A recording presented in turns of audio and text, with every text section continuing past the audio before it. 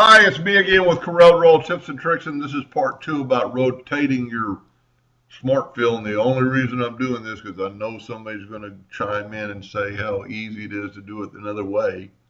So if you didn't watch the first video, I've got smart fill and we need to rotate it 10 degrees around. So you can go to Arrange, Transform, pick the rotation docker.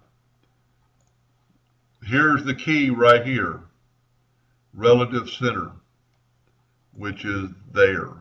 If you do not have this checked, this is not going to work because it's going to rotate from there. So if you check rotate from relative center, and then you can move that center to the center, then I would always double check it. There it is. Now we're going to rotate it 10 degrees. 360 divided by 10 is 36 times. And in one stroke of the key, I put those smart fills around there.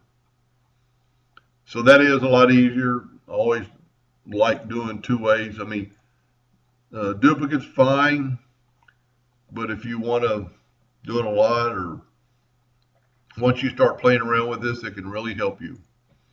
Anyway, hope that helped a little bit. Thank you for watching.